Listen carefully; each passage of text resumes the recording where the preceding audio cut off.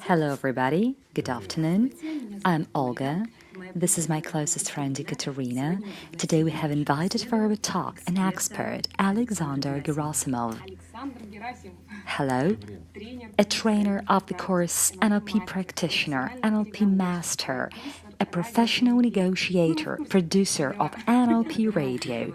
So you're keeping up with all that thing. Geography of training sessions held by Alexander is 58 cities and 20 countries. We have prepared our questions, and shall we start, Katya, with yours? Yesterday we received our certificates. We've graduated from NLP practitioner course, and the number of questions is only increasing. As Alexander says, the more you will find out, the more you will want to know. In connection with that, my first question. Sasha, when our friends learn that we are going to study at NLP practitioner course, very peculiar questions from their side arise. What do you need it for? A negative attitude to NLP has been noticed towards the process of neuro-linguistic programming. What could possibly be said to those people? How could we possibly change their mind? That there's nothing From my wrong experience, with NLP. I can say that whenever I came across such people with such beliefs, that it's a sect and all that kind of thing, I didn't make them change their mind on purpose. The only way that makes them change their minds is your own example. To fight with it seems pointless to me because such attitude towards NLP is all over Russia, everywhere that Russian is spoken, that NLP is manipulating, that it's hypnosis, and no matter what TV program you switch on, it'll suddenly turn out that if somebody has been robbed or there has been a fraud somewhere, all that took place because NLP was applied. And such a trend against TV channels is pointless to be fought against. And I feel sort of uncomfortable because this position is only within the Russian country. As in Europe, for instance, as we met other NLP course graduates from European centers and even Dubai, NLP there is a manual for mind. It's not a textbook helping you to achieve your goals through manipulation, but this is what is pumping your brain. So I suggest not fighting with them, but simply keep moving in your direction. A dog barks, but the caravan moves on. Awareness level, paying no attention to other people. By the way, concerning the awareness level, I've just noticed how Alexander just redefined how. You said it isn't this thing, but it is that thing, and named it with a word which turns us towards NLP. Was it a language pattern? Yes, it was a language pattern. Redefining. You've got another question for me? Sure we have. There is a question I have deeply from myself for you. Alexander, from your point of view, is that possible?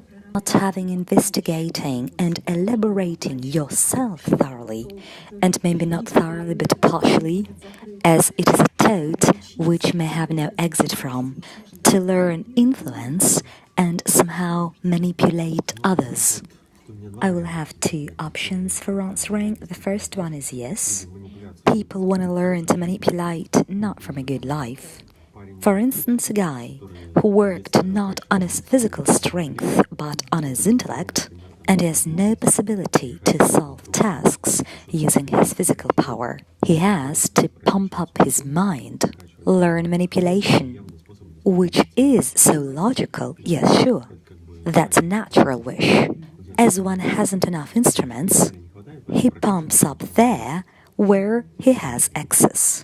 That's variant one. The second one is when your physical power is okay and you don't have one competitive advantage, then you need to pump up your manipulation to achieve higher and higher goals, to be more effective. So it's typical of both. those who can and those who can't. So here I have a question in return. I do understand that not developed enough physically guy will pump up his manipulation skills. Can I make a conclusion that it's about girls too? Oh yes, sure. But do I understand you right that we shouldn't expect great manipulation skills from a sportive guy full of muscles? To expect he's playing with language. I'm not ready to discuss it within a stereotype frame. I came across very different kind of people. It is a matter of flexibility of every single one. Maybe a little strange kind of idea. In order to achieve a goal straight through, one should be very flexible. To be flexible within his inflexibility. Let it not sound as a linguistic paradox. One should be very strong to stay as he is and not change. So I would step aside from the stereotype. Some people have no strength and no intellect. Oh, sure, let's take us for instance, Katya. We are not deprived of good appearance. Together with that, we pump up our manipulation skills and the light of mouth. No, we're not. Meaning, such examples exist, as many goals of studying NLP. Whatever happens in life, some go and very often to learn manipulation, some elaborate themselves inside out. It's their choice, and some are reinforcing what they have already.